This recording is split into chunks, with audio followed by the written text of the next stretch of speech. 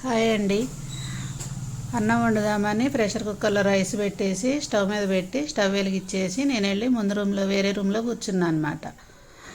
ఆ విజిల్ వచ్చే టైంకి ఆ విజిల్లో అన్నం మెతుకు అడ్డుపడటం వల్ల విజిల్ రాలేదు.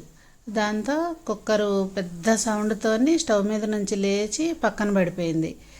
అప్పుడు విజిల్ ఊడిపోయి ఆ విజిల్లో నుంచి అన్నం అంతా మొత్తం చిమ్మిందనమాట. గది నిండా చిమ్మేసింది మొత్తం.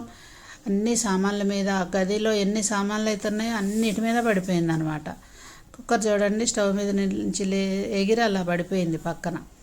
అన్నం వేడివేడిగా ఉన్న అన్నం కాబట్టి గంజితో సహా బయటకు వచ్చేసి పడటం వల్ల అది గంజి కొంచెం గమ్లాగా ఉంటుంది కదా, క్లీన్ చేసేటప్పటికి చల్లారిపోయి గట్టిగా పట్టేసిందండి. అన్నిటికీ క్లీన్ చేయడానికి మాత్రం చాలా ఇబ్బంది పడాల్సి వచ్చింది. అన్ని సామాన్ల మీద పడిపోయింది అనమాట. షెల్ఫ్లో సామాన్లు, ఫ్రిడ్జ్, మిక్సీ అన్నిటి మీద పడిపోయింది. స్టవ్ మీద ఉన్న స్టాండు, ప్లేట్ ఉంటుంది కదా, ఆ ప్లేట్ అవి కూడా ఎగిరి రూమ్ మధ్యలో పడిపోయాయి అన్నమాట కింద. క్లీన్ చేయడానికి మాత్రం చాలా టైం పట్టింది. ఏదైనా సరే ముందు విజిల్ మాత్రం మనము చెక్ చేసుకోవటం మంచిది. క్లీన్గా ఉంచుకొని పెట్టుకుంటే ఇలాంటి ప్రమాదం జరగకుండా ఉంటుందన్నమాట. మీ ఇంట్లో కూడా ఎప్పుడైనా ఇలా జరిగి ఉంటే కామెంట్ సెక్షన్లో తెలియజేయండి. ఓకే అండి, బాయ్.